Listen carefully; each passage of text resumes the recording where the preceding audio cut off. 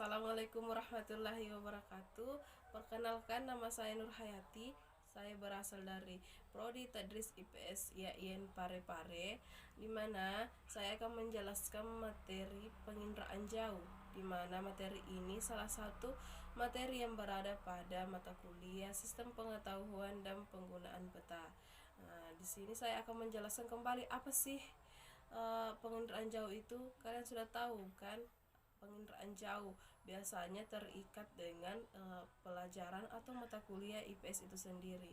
Nah, kita akan bahas satu persatu apa sih yang termuat dalam penginderaan jauh tersebut, mulai dari materinya, yang dinamakan penginderaan jauh. Dalam hal ini pengertian penginderaan jauh, wahana-wahananya, apa-apa saja proses-proses yang dilakukan dalam penginderaan jauh itu sendiri.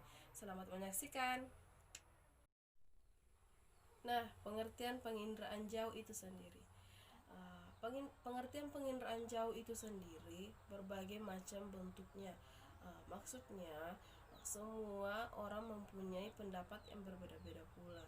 Nah, adapun pendapat mengenai penginderaan jauh menurut Wikipedia itu sendiri merupakan penginderaan jauh atau yang biasa disingkat inderaja adalah pengukuran dan akuisisi data suatu objek atau fenomena oleh sebuah alat yang tidak secara fisik melakukan kontak dengan objek tersebut atau dari jarak jauh, misalnya dari pesawat luar angkasa, satelit, dan kapal.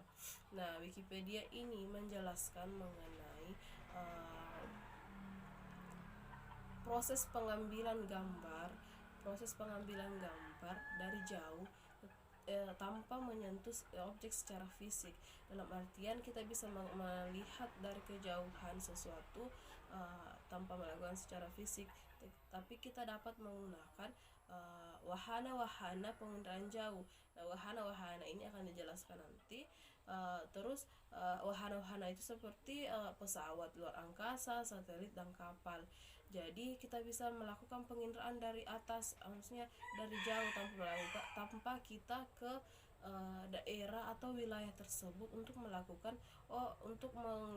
bahwa kota ini berada di ini, kota ini berada di A, kota A berada di B, begitu. Jadi kita tidak perlu turun langsung ke lapangan untuk melihat di mana tempat atau wilayah-wilayah tertentu, tapi kita bisa juga melakukannya dengan melihat menggunakan alat, tapi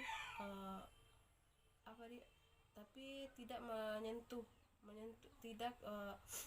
tidak turun langsung ke wilayah tersebut, yaitu menggunakan penginderaan jauh. Nah, itu tadi pengertian penginderaan jauh menurut Wikipedia itu sendiri, dan ataupun secara umum ya kita melihatnya. Terus adapun pengertian penginderaan jauh menurut para ahli. Nah, saya rangkumkan 3 ahli saja ya, karena 3 ahli untuk sebagai sampel itu saya kira sudah cukup. Nah, menurut ahli pertama yaitu Colwell pada tahun 1984, yang mengatakan bahwasannya penginderaan jauh atau remote sensing yaitu suatu pengukuran atau perolehan data pada objek di permukaan bumi dari satelit atau instrumen lain di atas jauh dari objek yang diindra. Nah, menurut Colwell itu sendiri bahwasanya penginderaan jauh itu disebut juga dengan remote sensing, yang dimana untuk mengambil data di objeknya adalah permukaan bumi, tidak perlu turun langsung untuk ke wilayah tersebut, tapi dengan jarak jauh menggunakan satelit atau instrumen lainnya. Nah, hampir sama ya yang dikatakan Wikipedia tadi. Terus ahli yang kedua yaitu ahli Campbell, yang bernama Campbell ya, pada tahun 1987. Penginderaan jauh merupakan ilmu untuk mendapatkan informasi mengenai permukaan bumi seperti lahan, air, citra yang diperoleh dari jarak jauh. Nah, Campbell ini menjelaskan bahwasannya informasi mengenai permukaan bumi itu dapat seperti lahan, air dari citra yang diperoleh dari jarak jauh. Ya, hampir sama. Nah, maksudnya yang permukaan bumi ini dapat dilihat dari atas, maksudnya dari jauh, yang menggunakan instrumen-instrumen lainnya. Nah, adapun ahli ketiga yang bernama Lillesan dan Kiefer pada tahun 1979 menyatakan bahwa penginderaan jauh adalah ilmu dan seni untuk memperoleh informasi tentang objek daerah atau gejala-gejala dengan jalan menganalisis data yang diperoleh dengan menggunakan alat tanpa kontak langsung terhadap objek daerah gejala yang dikaji. Nah, menurut saya Lillensan dan Kiefer ini menjelaskan lebih detail lagi bahwasannya tidak hanya kita melihat mengamati dari kejauhan objek yang kita ingin teliti, tetapi kita juga dapat langsung menganalisis data tersebut. Dalam hal ini, apakah benar tempat A bentuknya begini, kita kan analisis sebelum kita menggunakan data tersebut, lihat salah benarnya begitu. Jadi menurut saya Lillensan dan Kiefer ini lebih menjelaskan secara rinci tentang penginderaan jauh tersebut. Nah, selanjutnya pengertian penginderaan jauh menurut Undang-Undang Dasar itu sendiri. Bahwa untuk melaksanakan ketentuan pasal 23 Undang-Undang Nomor 21 Tahun 2013 tentang keantaraksaan perlu menetapkan peraturan pemerintah tentang tata cara penyelenggaraan kegiatan penginderaan jauh itu sendiri. Nah, penginderaan jauh itu sendiri adalah menurut undang-undang ini penginderaan permukaan bumi dari dirgantara dengan memanfaatkan sifat gelombang elektromagnetik yang dipancarkan, dipantulkan atau dihamburkan oleh objek yang diindra. Nah, dalam artian sistem penginderaan jauh ini merupakan pemanfaatan sistem gelombang elektromagnetik. Nah, di sini dipengaruhi oleh wahana yang digunakan oleh penginderaan jauh itu sendiri. Kemudian dihamburkan oleh objek yang diindra. Dalam artian untuk lebih jelasnya penglihatan dari jauh itu tersendiri, ada alat yang memancarkan gelombang-gelombang tersebut sehingga apa yang kita mau lihat dari kejauhan tersebut dapat dilihat secara jelas. Nah, begitu menurut penginderaan jauh menurut undang-undang itu sendiri. Nah, selanjutnya ada yang dinamakan siklus sistem informasi geografis. Dalam sistem informasi geografis itu sendiri ada yang dinamakan siklus informasi, yang dimana di dalamnya termuat yang seperti gambar di samping. Nah, seperti gambar di samping itu merupakan tahap-tahap mulai dari pengambilan gambar, proses dari pengambilan gambar sampai menghasilkan suatu data yang akan dikonsumsi oleh publik begitu. Nah, yang kita mulai ya melihat siklus dari penginderaan jauh sendiri. Dimulai dari yang pertama, penginderaan jauh sumber tenaga.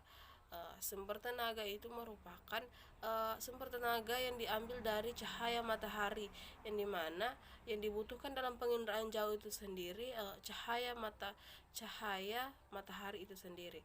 Nah, kemudian dipantulkan ke atmosfer. Nah, untuk penjelasan mengenai nama-nama dari tahap-tahap informasi nanti saya jelaskan ya. Kemudian kita pantulkan ke atmosfer. Dari atmosfer kita pantulkan ke sensor. Nah, kemudian ada pancaran dari bawah yang merupakan tadi yang seperti saya jelaskan, ada gelombang elektromagnetik yang memancarkan cahaya. Nah, pancaran yang dari bawah itu yang memancarkan ke sensor. Nah, kemudian di sensor menghasilkan data, baik itu data visual maupun digital. Nah, kemudian menghasilkan citra maupun non citra. Nah, non citra hasilkan citra dan non citra. Terus citra menghasilkan aneka pengguna data. Dalam artian itu apa di dalam artian penggunaan data itu manusia-manusia yang mengkonsumsi data yang telah diolah dari berbagai tahap-tahap sebelumnya. Ya. Nah, setelah diolah akan menghasilkan aneka penggunaan data yaitu orang yang menggunakan data tersebut. Nah, ini penjelasan sedikit mengenai siklus informasi dalam penginderaan jauh. Nah, selanjutnya setelah melihat siklus informasi penginderaan jauh itu sendiri yang merupakan tahap-tahap pengambilan gambar dari jauh ini, dimulai dari sumber tenaga, atmosfer, dan sampai ke aneka pengguna. Saya akan menjelaskan kembali apa sih yang dimaksud dengan sumber tenaga. Satu sumber tenaga yaitu merupakan cahaya dari sinar matahari yang merupakan sistem penginderaan jauh sebagai sumber pencahayaan dalam menerangi objek. Jadi posisinya objek dan penginderaan jauh, ketika kita melakukan penginderaan jauh, kita menggunakan cahaya matahari ini sebagai salah satu apa ya, instrumen dalam melakukan penginderaan jauh untuk menerangi si objek ini. Tetapi dalam pencahayaan ini terbagi menjadi dua. Ada yang dinamakan sumber tenaga pencahayaan dengan cara pasif, dan ada pula yang aktif. Ya, pasif ini termasuk dalam golongan cahaya matahari itu sendiri. Nah, sedangkan aktif ini memanfaatkan tenaga gelombang elektromagnetik seperti cahaya lampu untuk menerangi objek tersebut. Nah, selanjutnya ada yang dinamakan atmosfer. Nah, atmosfer ini merupakan gelombang cahaya yang dipancarkan oleh matahari akan melewati atmosfer. Jadi setelah tenaga matahari ini cahaya matahari ini sudah dihamburkan, akan ada atmosfer yang gelombang yang dipancarkan oleh matahari akan melewati atmosfer, yang akan kemudian gelombang cahaya tersebut akan dihamburkan, diserap dan dipantulkan kembali atmosfer. Jadi dihamburkan dalam artian ini cahaya tersebut akan menyebar ke objek, akan menerangi keseluruhan objek, kemudian diserap dan dipantulkan kembali ke atmosfer. Nah, setelah diserap, dipantulkan kembali ke atmosfer, bagian gelombang cahaya yang melewati jendela atmosfer tersebut, inilah yang digunakan untuk kegiatan penginderaan jauh. Jadi cahaya yang berhasil melewati jendela atmosfer tersebut, ini akan digunakan sebagai kegiatan penginderaan jauh. Jadi yang melewati jendela atmosfer ini cahayanya akan digunakan sebagai penginderaan jauh. Nah, selanjutnya ada sensor. Sensor ini dapat disebut sebagai alat perekam objek yang berupa sensor kamera dan sensor non kamera.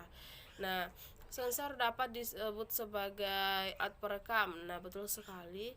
Setelah ke atmosfer akan dipantulkan lagi, akan kembali ke sensor. Nah, sensor ini merupakan alat perekam baik dalam bentuk kamera maupun non kamera yang akan menghasilkan data nantinya.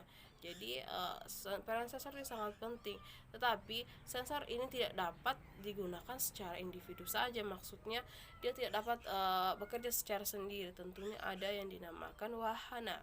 Ada yang dinamakan wahana dalam penginderaan jauh, di mana wahana ini bertugas untuk membawa sensor. Mengapa dikatakan membawa sensor? Karena sensor tidak dapat merekam sesuatu secara sendiri begitu, karena diperlukan alat untuk membawanya dari ketinggian yang disebut ini disebut sebagai wahana. Contoh dari wahana yang digunakan dalam pengendaraan jauh itu sendiri seperti pesawat terbang, satelit, dan helikopter. Nah, materi selanjutnya adalah penggunaan Google Map atau Google Street. Google Map dan Google Street ini merupakan salah satu dari hasil pengolahan data atau salah satu dari data sistem penginderaan jauh itu sendiri. Nah, di mana di sini terbagi menjadi dua yang disediakan oleh Google Map dan Google Street. Yang pertama, bentang buatan. Bentang buatan itu sendiri kita bisa melakukan Google Map untuk mengukur suatu jalan atau kita ingin berpindah tempat atau melakukan perjalanan tetapi tidak mengetahui tempat itu, maka kita bisa menggunakan Google Map untuk mencari tempat yang kita ingin cari. Nah, kemudian ada bentang alam yang dinamakan bentang alam, ya, seperti pegunungan ataupun lokasi-lokasi yang strategis. Misalnya kita bisa menggunakan Google Map ini untuk mencari lokasi-lokasi tersebut. Dalam hal ini Google Map dan Google Street ini sangat membantu oleh pengguna atau yang mengonsumsi data tersebut, karena kita tidak perlu bertanya-tanya lagi ataupun turun langsung mencari, susah-susah mencari di mana tempat ini, di mana jalan ke sini, di mana, pokoknya kita bisa terbantu sekali dengan Google Map ini ketika kita mampu menggunakannya. Itu tentu saja karena dalam Google Map ini disediakan untuk para pengguna-pengguna jejaring sosial yang paham akan Androidnya, paham akan penggunaannya. Nah, adapun kelebihan-kelebihan dari Google Street atau Google Map ini, salah satunya bisa masuk ke dalam bangunan. Hal ini sebenarnya masuk ke dalam salah satu bagian promosi yang dapat dilakukan secara online. Nah, ketika kita ingin mencari, kita sebagai pengguna Google Map, kita ingin mencari sebuah rumah ya. Nah, ternyata kita sudah bisa melihat ke dalam bangunan tersebut tanpa turun langsung mengecek apa-apa saja sih yang dalam rumah tersebut, bagaimana bentuknya yang di dalam. Begitu kita bisa menggunakan Google Map atau Google Street untuk melihat isi-isi rumah tersebut. Nah, selanjutnya data yang dimiliki oleh Google Map itu sendiri memiliki lebih dari 20 PTBit data yang setara dengan 21 juta GB ataupun 20.500 terabyte itu sendiri. Ya, ini membuktikan bahwasannya apapun yang akan kita cari di Google Map ini yakin dan percaya pasti ada. Nah, kita tidak perlu kesusahan lagi untuk mencari apapun itu, pasti akan ditemukan oleh Google Map dan Google Street ini. Selanjutnya, kualitas kamera dari Google Street ini. Google ternyata memakai sistem kamera yang memiliki 15 lensa dan dapat menghasilkan foto dengan resolusi sebesar 65 megapiksel. Jadi Google ini ternyata memiliki 15 lensa loh. Nah, pantas saja ketika kita menggunakan Google Street itu gambarnya secara nyata, jelasnya, terus jernih. Ini disebabkan oleh 15 lensa tersebut dan resolusi kameranya mencapai 65 megapiksel. Jadi ketika kita ingin melihat sesuatu itu dapat terlihat secara jelas. Nah, selanjutnya penyamaran wajah. Fakta unik selanjutnya adalah penyamaran setiap wajah. Jadi Google juga bisa menyamarkan wajah seseorang, menyamarkan hal-hal yang tidak perlu dilihat. Begitu. Jadi Google ini sangat mempertimbangkan hal-hal yang tidak berkontroversi begitu. Nah, selanjutnya itu perekaman kameranya. Cara merekam ketika banyak kejadian-kejadian yang seharusnya tidak dilihat ataupun dirasa kurang sesuai. Jadi dari perekaman kamera tersebut biasanya ada yang tidak pantas untuk ditampilkan, dan karena proses perekaman dari Google Street ini kan keseluruhan, tidak menutup kemungkinan ada sesuatu yang tidak boleh diperlihatkan dan ada juga yang boleh. Jadi ketika ada kekeliruan yang terjadi, maka diharapkan pengguna dari Google Street ini melaporkan ke Google ketidaktahuannya mengenai itu. Terus Google akan mengubah atau merevisi lagi ke data yang tidak seharusnya ditampilkan ke publik dan akan memperbaikinya begitu. Nah, selanjutnya ada pembaharuan data. Nah, pembaharuan data ini di sini ketika terjadi perekaman video atau perekaman objek yang tidak sesuai, nah akan diperbaharui lagi memiliki gambar yang hampir sama tiap 2 minggu. Namun untuk siswa yang memiliki kualitas ataupun cuaca yang baik, maka Google akan memperbaharuinya setiap 1 minggu sekali. Jadi data-data tersebut akan diperbaharui oleh Google, karena ada juga data yang 1 tahun yang lalu dengan yang sekarang itu berbeda yang ada di lapangan. Jadi Google melakukan berupaya untuk melakukan pembaharuan setiap 2 minggu sekali supaya tidak ketinggalan begitu. Nah, cukup sekian dari materi kami. Kurang lebihnya mohon dimaafkan apabila banyak yang salah atau tidak sesuai. Kembali kepada diri kita masing-masing. Apabila diterima dengan baik, alhamdulillah. Apabila ada yang tidak baik, buang-buang ya. Cukup diambil yang baik-baiknya. Okay, thank you for attention. Take care of your health. Just stay at home. Assalamualaikum warahmatullahi wabarakatuh.